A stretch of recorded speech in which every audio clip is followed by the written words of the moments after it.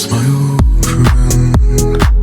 I've come to talk with you again, because a vision softly creeping left its scenes while I was sleeping, and the vision that was planted in my brain still remains within the sound of silence.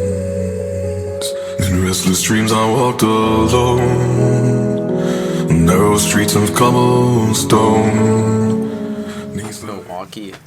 Today is still the 31st. I've done about 21 miles today from the Peter Mountain Road trailhead to the Rosh Gap shelter. So yeah, overall the trail was not bad at all. I probably only had one big climb. So it's been pretty smooth sailing here. I'm 6 miles away from Polo and 6 Foot, so I'll probably catch them tomorrow and just yeah, we got about 41 miles before we get into Port Clinton. So yeah, I was waiting for that package at Duncannon, but the postal service was kind enough to bump it ahead for me when it gets there to either tomorrow or Monday to Palmerton. So that town is probably about now 100 miles away from where I'm at. So yeah, hopefully it should be there by the time we pass by. So super thankful to Strider and her mom for allowing me to basically bunk with them for the night in Duncannon at the Doyle. That I think everything just worked out perfectly, because I believe I said before they also would have had to get an Uber to bring their car down from the Peter Mountain trailhead. So yeah, but ended up having a great time with them. Awesome people. So yeah, the plan tomorrow is probably we're gonna start hitting some of that more rockier terrain in Pennsylvania. So yeah, it'll be interesting to see how our feet are feeling.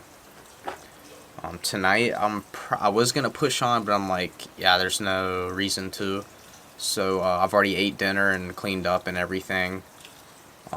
I'm probably gonna be camping with Sassafras, Soap, and Gadget. Sassafras was one of the people that was doing the half-gallon challenge with us. And they're all professional YouTubers. I don't really consider myself a professional YouTuber. So, but they're great people, and I met Soap and Gadget. That's her Tremley in Duncannon when we stayed at Kind of Outdoorsy, that hostel. So, but yeah, I'll probably gonna tent with them. So I won't be alone, and yeah, we'll see how many miles we're able to get in Roxylvania tomorrow and the next day. To the cold and damp, when my eyes were stabbed by the flash of a neon light that split the night and touched the sound of silence. And in the naked light I saw 10,000 people, maybe. People talking without speaking, people hearing without listening, people writing songs that voices never share, and no one dared disturb the sound of silence. Fools say that you do not know, silence like a cancer grows. Hear my words and I might teach you, play my arms and I might reach you, but my words like silent raindrops fell and echoed in the wells of silence. And the people bowed and prayed to the neon god they met.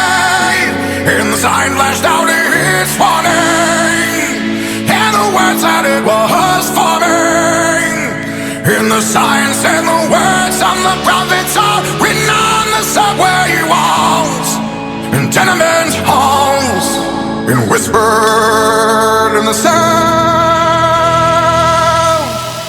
of silence. And in the naked light I saw 10,000 people, maybe.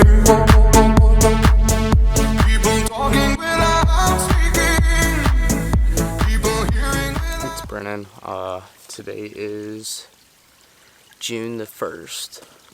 It's about 9 o'clock.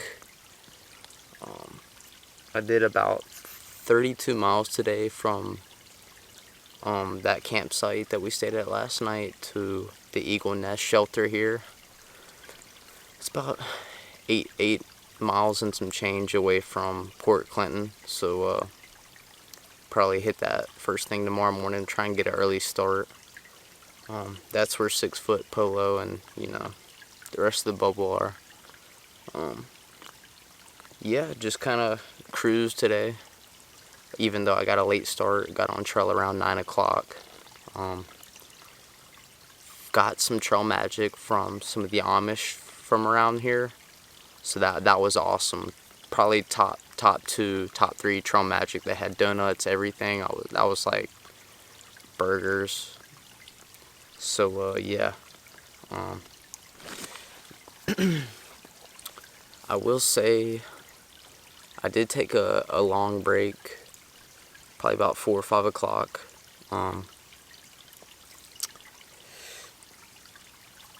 There were some, kids that were doing a weekend trip with their parents. I stopped to get water, and they just like these kids are probably not even, if I had to guess, in middle school maybe. And they're just firing off questions about like what gear worked for me, just questions about the trail that it kind of blew me away because of how young they were. One of the kids was like, he even asked me if I had a hammock or if I hammocked or tented. And he was a hammocker. Like, this kid's not even maybe 11, 12 years old. Like, man, when I was your age, I was like slobbering on desks and school, waiting to get home to play COD with my friends. Yeah, so that's awesome. And I think that starts with the parents, just getting them outside, and for sure that's awesome to see. The next generation's got some hope, so that's it. Probably just crush those miles, and the rocks haven't been that bad for me. So yeah, we'll see what northern Pennsylvania looks like.